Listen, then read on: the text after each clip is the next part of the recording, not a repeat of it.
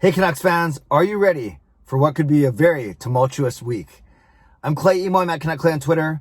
I'm at Clayton Emo on Instagram. I'm the founder of the GLCPC, the Good Looking Canucks Positivity Club. This is my Canucks take, all in one take. It's Clay's Canucks commentary for Monday, May the 17th. This is where you get Canucks insight that's positive and timely. Shout out to my Hall of Fame members, Jens95, simalexander, Justin Credible, nucksfan number 29, Lucas Gates, Chris Seifried, Adam Broomfield, the Shea Family Channel, and Jamie Sports Talk and more. Thanks for your support as always. And thanks to the support of all members of all levels. You are listed in my video description. If you want to become a member of the CCC Crew, press the join button underneath this or any of my videos on the memberships tab on my YouTube channel. Surprised I still have a voice after going for 4 hours last night for my season-ending live stream. Yes, I know there are 2 more games still, but this was the only one that I could do. I can't watch the other 2 live. So I streamed during the game, did maybe a total of 3 minutes of commentary, but answered questions, had my son Jake on beatboxing, was playing the piano, had a good time. Got some new subscribers, which is awesome. A few donations, which is appreciated, but not necessary. But overall, had a really good time. So thanks. If you joined me for all 4 hours and 13 minutes, then you are a true champion. I know some of you were there for the entire time. So thank you.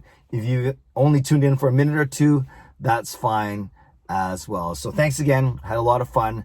But yes, I'm glad I only do that once a year. Well, that's my first one, so not even once a year on average.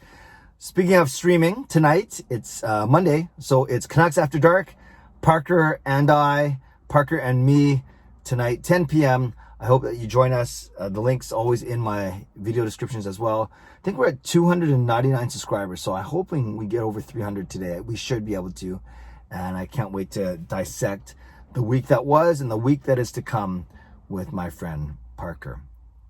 Canucks lose 6-5 in overtime to the Flames.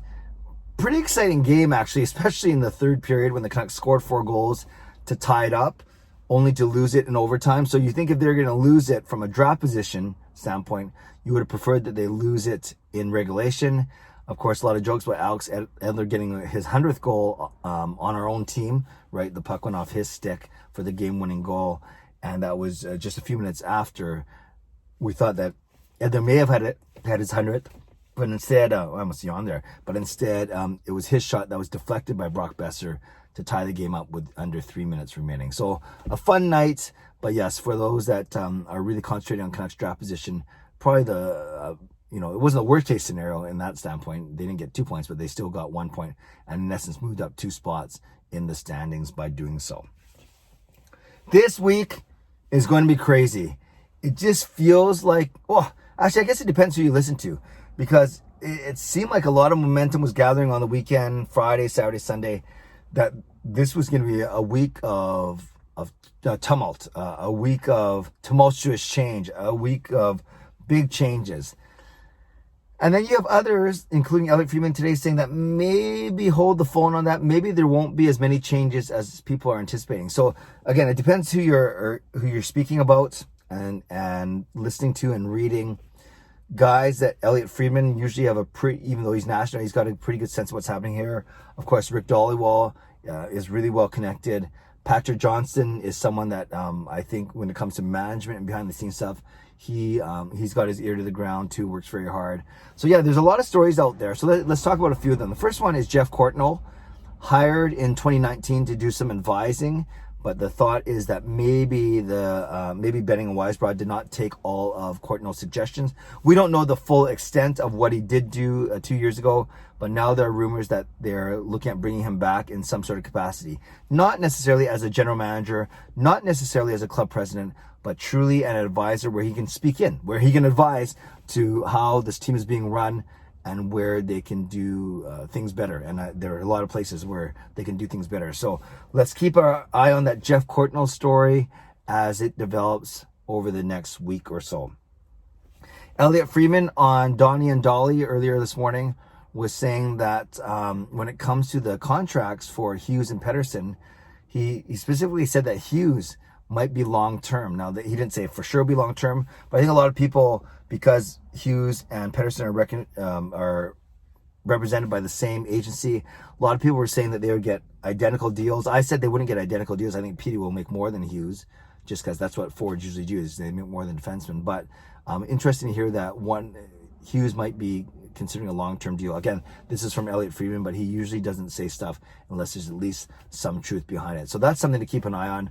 Elliotte Friedman also said that he gets the feeling that Travis Green, they're not going to bring him back. And just watching Travis Green's body language, the words he's using, how he looks in the media availability after a win or a loss, you kind of get a sense that he's on his last days as well. So there's that. Then there's this whole question of, a rumor came out over the weekend that it was from Matt Sakaris, that maybe the Aquilini family, the father, Luigi, is going to remove Francesco as the chairman, or the person who sits on the board of governors for the league. Yeah, I guess it's the chairman. And then replacing Francesco with another brother, being Roberto.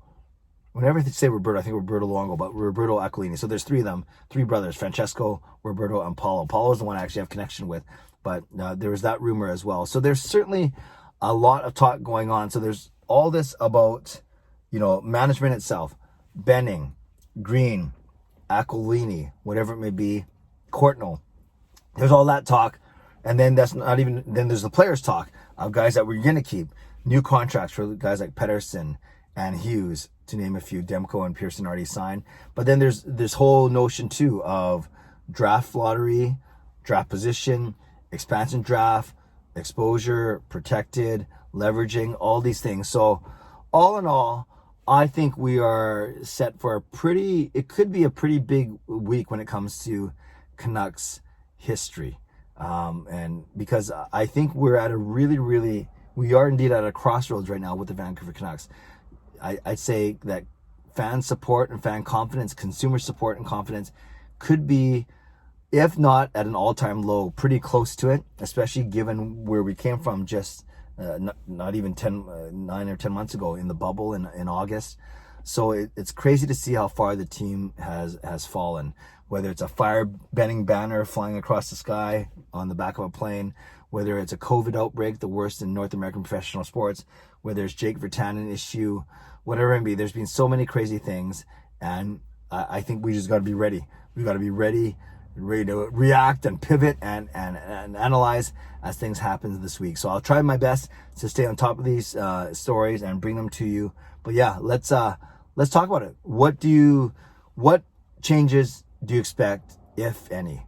Benning, Green, Aquilini, a different Aquilini becoming the chairman, whatever, Geoff Courtnall coming in, Hughes, Pettersson contracts, whatever you want to talk about, leave a comment below and let's chat about it. Whether it's my next live stream, which will likely be tomorrow night, even though the game will end at 3 or 3:30, I won't do my stream until 10.